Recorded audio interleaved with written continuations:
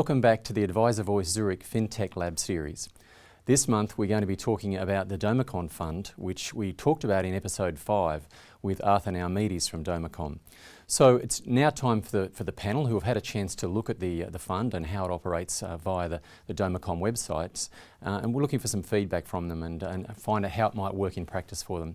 So over to you, Ray. How have you found the information that's available to you there on the Domicon Fund? How might it fit with the Gen X advisors? It's pretty intuitive. I quite like the idea around it and what they're trying to achieve. I've got a couple of question marks around liquidity and how that would work in terms of getting out of the investment, but certainly the underlying essence that they're trying to, or that Domicon are trying to achieve in making property purchasing much more accessible is really interesting and attractive. Do you think it could solve a problem that exists in the marketplace for advisors in terms of recommending property for a meaningful component of portfolios? Absolutely. I think there's a lot to be said for advisors perhaps discounting investment property as an asset class when it comes to portfolio construction, and this definitely solves that problem.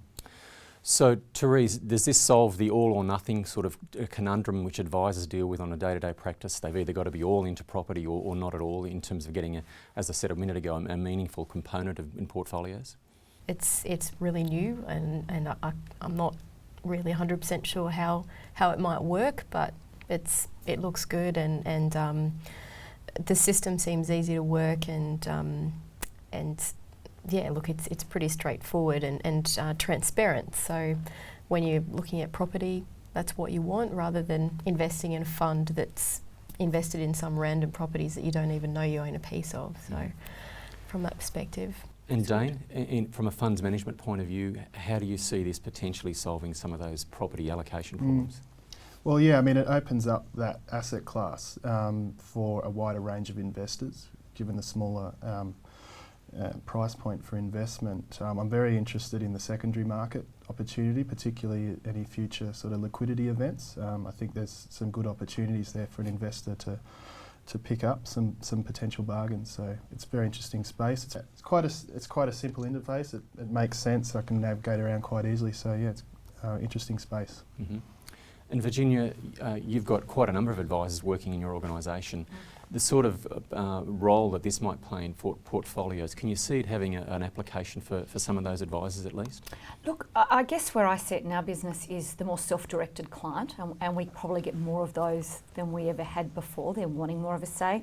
Quite often somebody else has made that property decision rather than in conjunction with the advisor. They come to us and somebody has spooked to them, or they've decided it's a good idea to buy property, but we haven't kind of figured out how that fits within their portfolio. So I think there's a certain client that this would suit. Not all clients and not all advisors. I think that will be one of the challenges is getting advisors to actually understand this and how this could play a part in portfolios. Some advisors are very traditional.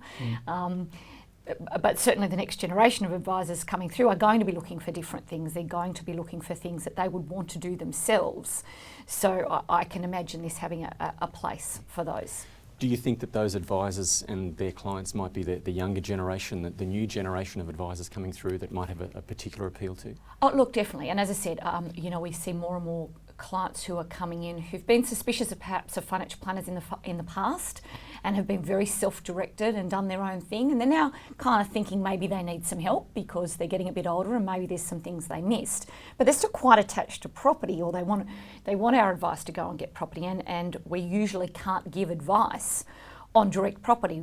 As an advisor, we're not able to do that. So I think this allows that combination to work with the client to perhaps have more of a say in the type of property they acquire and how it fits in with the rest of their portfolio. So just on that younger client type situation, Ray, your advisors and your clients, particularly of that Generation X, what sort of are you hearing from your marketplace, as it were, in terms of property, particularly in light of what's been going on in the residential property market in Australia, Sydney, Melbourne, for example? Yeah. The communication to me from my clients and when we do our cash flows is that property is not necessarily achievable in the short term, especially if you're recently married, young children, whatever it is, it's 5-10 years away. So the opportunity for Domicon and the problem that it fixes potentially is that affordability is going down, yet there's going to be circa $30 trillion transferring to the next generation over the next 10 to 15 years. And that's the opportunity that I see in the marketplace for Domicon. And with older clients who may be wanting to give their kids a bit of a leg up into the marketplace, does that something that you might see families kind of combining together to help the situation? Is that There's so much in that. So many of our older or established clients really want to have an asset in their children's name or on behalf of their children that keeps pace with the property market, so that when it comes to the point that they make a deposit, there's something there, cash or equities, they behave differently. So it's absolutely appropriate that the underlying asset that's to be used as a deposit keeps pace with that asset class. So does anybody on the panel have a sense of to what degree we might see the Domicom funds in years to come start to fill in portfolios? What sort of components we might see? I think there's a network effect there. Obviously, the more people that use the platform, the more variety of properties there are there, the more ubiquitous it becomes in the advice community. We've seen it with other products like ETFs, managed accounts, etc. So I think this is, it's a huge asset class that advisors really haven't been able to advise on because it doesn't fit within the business model. This potentially sort of opens that up. Well, thanks for those comments from you all at the panel. It's been great to hear that feedback, and certainly when Arthur rejoins us, we'll have some interesting comments and questions for him to entertain. Arthur, I've got a question about if you're a new investor and you put some money towards a property that you wanted to be part of, you want to invest in, but what if it actually doesn't get funded for 6 months? What can you do? Well, firstly, you can withdraw your bid at any time, but generally book builds have a finite period of anywhere from 60 days to 90 days, depending on what you set when you create the book.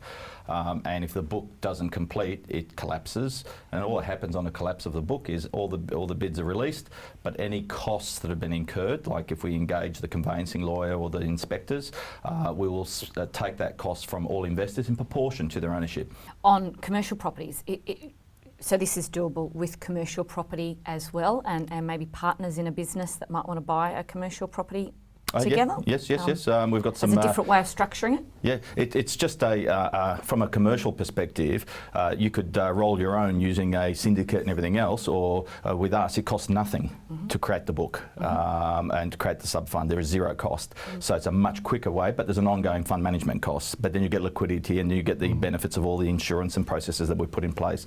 But this works for commercial, rural, industrial, land banking, resi, anything. And the reason why it works for that is that we are paid by the investor.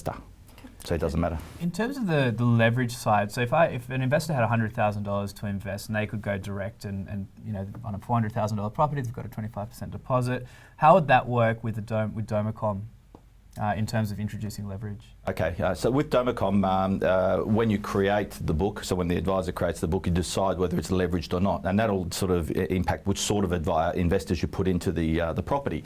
In our case, the maximum leverage allowed is 50%, but it must be positively geared. So for residential, effectively it means 30-35% loan to value ratio. So that means the syndicate's leveraged. Yes. So as an investor walking into this, walking onto the Domicom platform, I'd have the option to go leveraged or non-leveraged and then search from there. Yes, yes. Positively geared pre-tax or? Well, it's positively on the cash flow. So, Right. so in terms of it's got to pay. So what we do is that obviously the property manager collects the rent. They stream it through to us, and before we stream it through to investors, we pay the lender their interest payment, and then we pay ourselves, and then what's left is paid to the investor.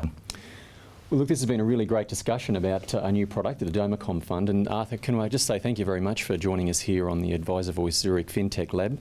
It's been great to have you with us, and thank you very much to the panel for such a good interrogation of the product.